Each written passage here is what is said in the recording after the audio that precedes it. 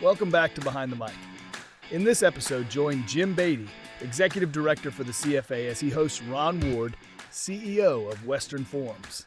Ron discusses the company's 70-year history in the forming industry, their journey from a basement startup to industry leader, and their vision for the future. Don't miss Ron's insights on how Western Forms will continue their hard work and innovation for many anniversaries to come. Here's your host, Jim Baty. Hey, welcome back to Behind the Mic, the podcast for the Concrete Foundations Association. I'm James Baty, Executive Director for the CFA. We are on location at CFA Con 25, the foundation convention for CFA, Deadwood, South Dakota, and it is a joy for me to be with you on this episode. Ron Ward, CEO of Western Forms, 70th anniversary for Western Forms.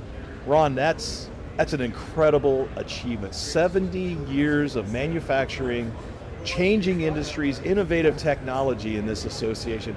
Tell me a little bit about your pride of 70 years and what you guys have built. Yeah, it's very special. Brings back a lot of memories. Started the business in the basement of the home that we grew up in, and went on from there. It's in the place today. And Brian and Chris are doing a great job. On our way to 100, I'd say. Well, I have no doubt that you guys will make it to 100 because, first of all, the industry needs you, but also you guys you're a quality outfit, and you can see it around this event. We see it in social media. You have pervasive presence, and that is in large part due to Brian and Chris, but I'm intrigued. I've heard this story over and over again from some of the key pieces of equipment and technologies in this industry.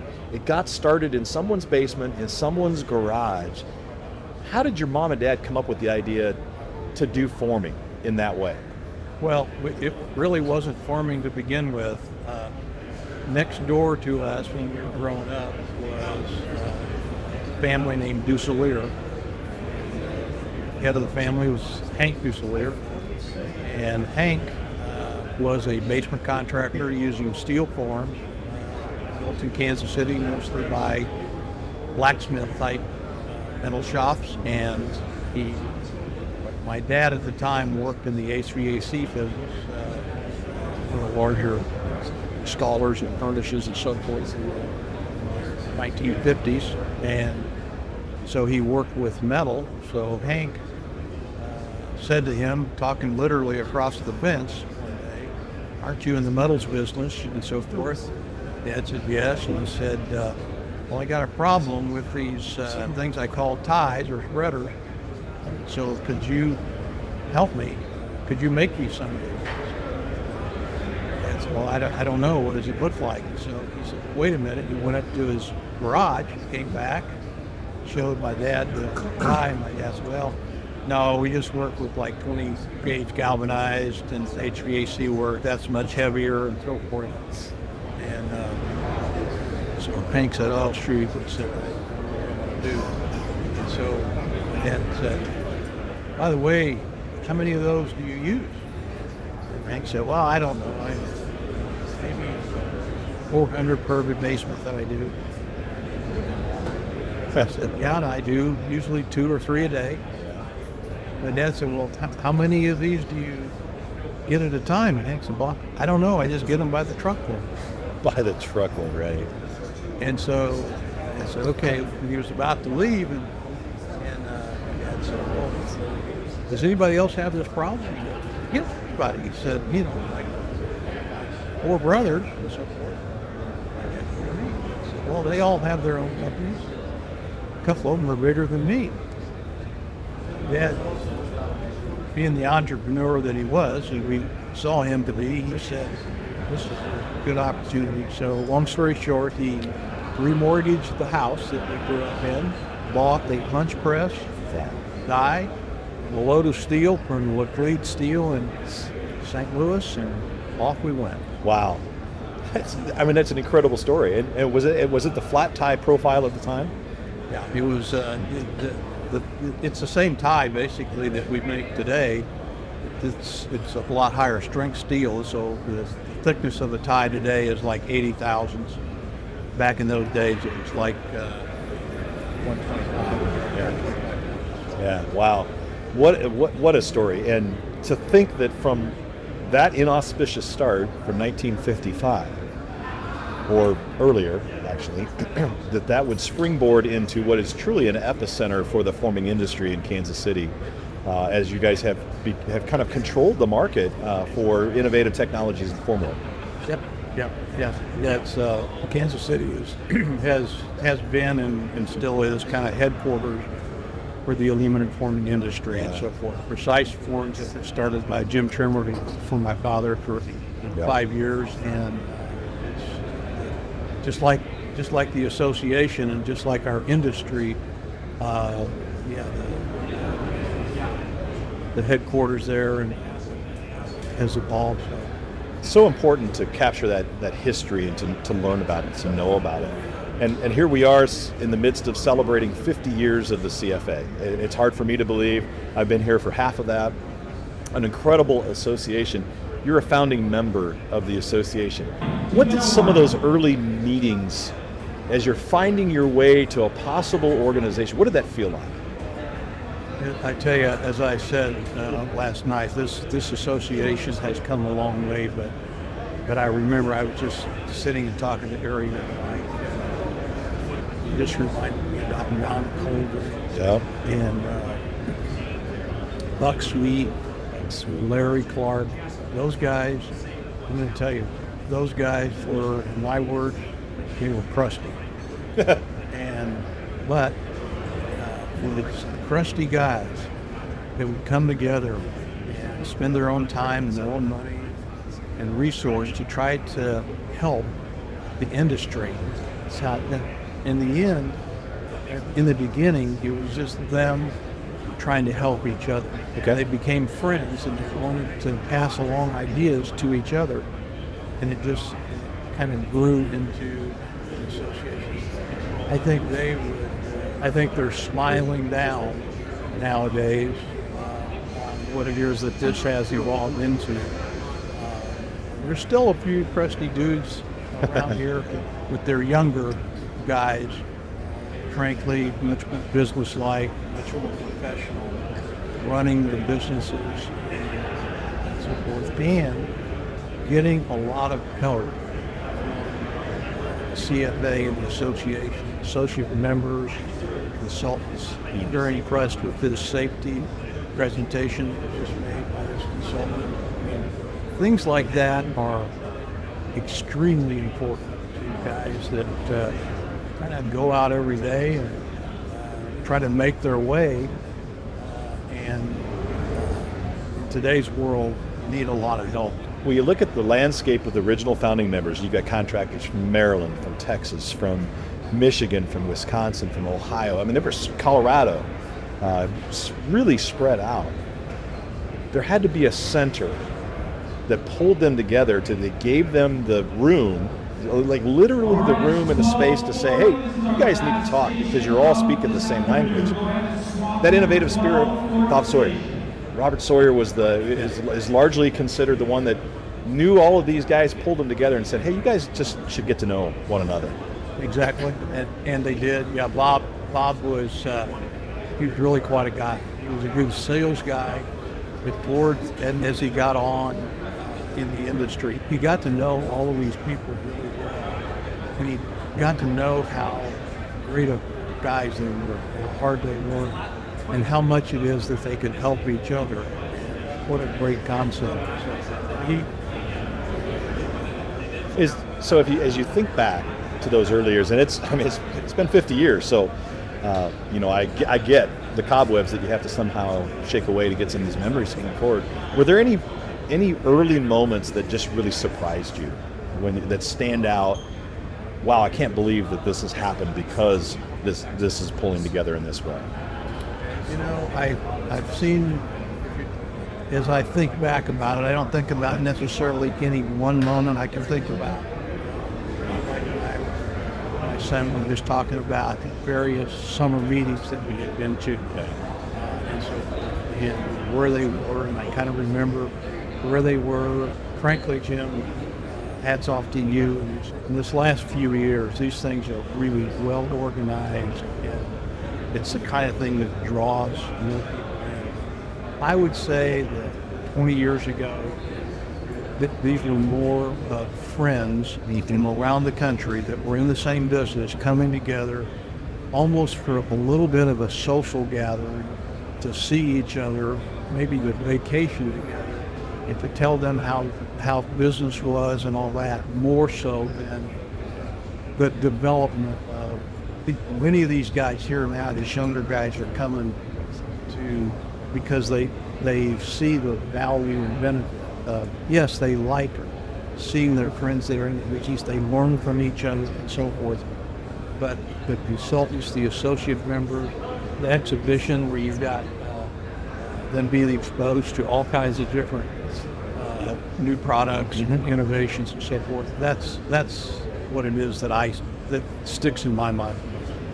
Would you say that the industry, the business itself, the business of the foundation contractor has changed so substantially? I know that the idea of business vacations or taking a vacation and calling it a little bit of business, that's radically different than what we see today. And you really have to prove that education. You have to provide things. Is it the business that's changed that much, or is it the mindset of the generation, do you think, or a combination? It's just like everything else in our world. Everything has become so like back to the OSHA thing, so regulatory. Yeah. I mean, 50 years ago, we didn't even think about things like that, about fines and somebody from a government agency coming on your job and giving you fines. 50 years ago, we didn't even think about that. Nowadays, it's a real happening. And so that's just one example of yes, everything has changed. I would say that the business opportunity in the business also has. This is it's going to be a very profitable and rewarding business, both financially and, as I said last night in the talk, these guys, this association, are delivering the very best and highest quality concrete foundations to homes and apartments that a person can get. And it's a skill level, it's a myriad of different things, much more complex than it used to be. The work is still foreign. It's not as hard as it was 50 years ago because of our equipment, boom trucks, concrete pumps and all that. But it's changed a whole lot. Yeah, it really is. So speaking of that change, what do you think your dad would think of the measure of the formwork that you guys are putting out and the level of technological innovation? And probably shocked, like never could have visioned that. And everything that you guys do represents that. The combination, I spoke to this last night, the combination of legacy as well as vision. And we have to hold them both together. I appreciate you saying that. I have developed a real confidence, frankly, that Brian and Chris, my sons, and the team of guys that they put together, they have a commitment, ongoing commitment to the industry. Yeah. So then I have to ask the question then, 30 more years, taking you into 100 for Western Forms, 50 more years of the CFA. What do you think some of your visions are the potential is out there for? Well, one of the things that was part of the thing last night and so forth was about concrete homes. Mm-hmm. And you know that my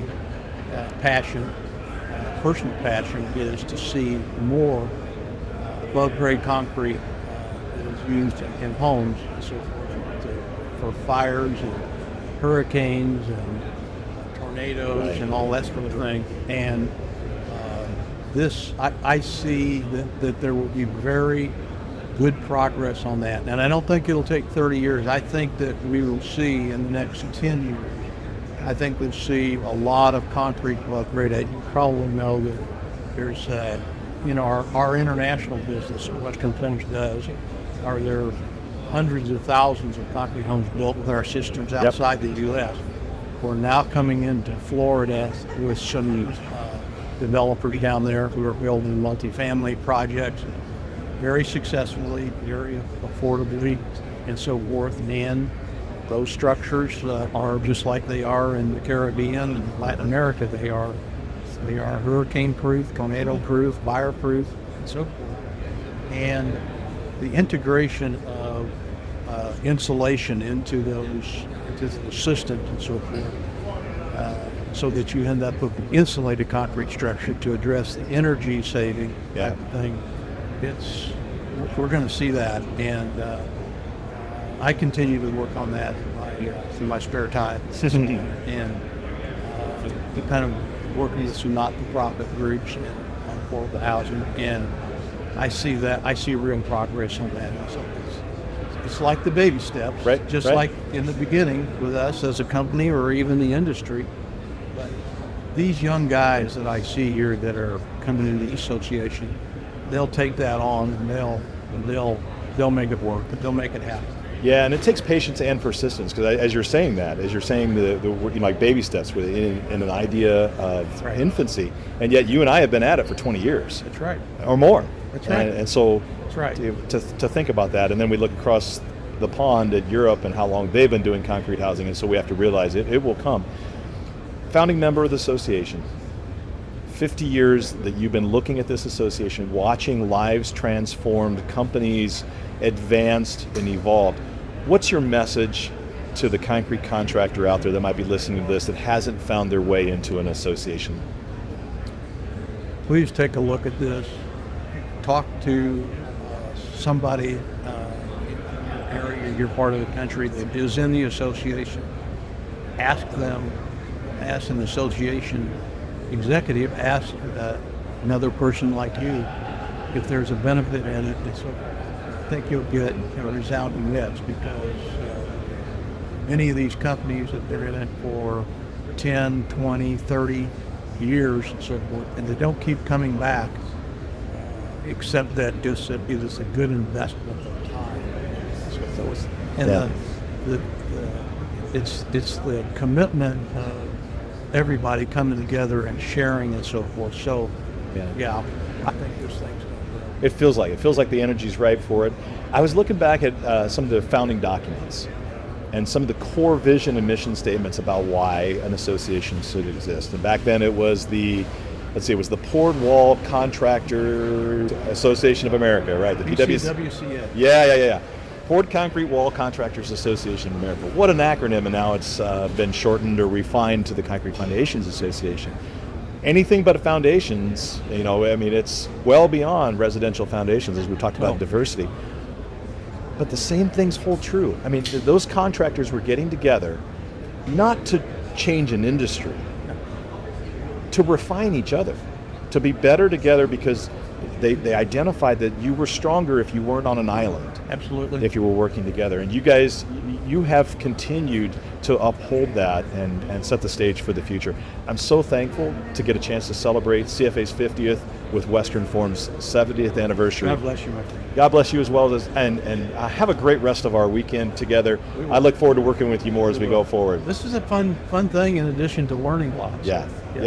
Well, he's Ron Ward, CEO with Western Form's 70th anniversary for the company out of Kansas City, Missouri. We're live at CFA Con 25, and we will be back with more episodes to come. Behind the Mic is brought to you by the Concrete Foundations Association. You can learn more about us and about becoming one of our #CFA Concrete Pros by visiting our website, cfaconcretepros.org. If you're a concrete professional interested in being part of a future podcast, reach out to us by email to info@cfaconcretepros.org to start a conversation. Thanks for listening, and we'll see you next time on Behind the Mic.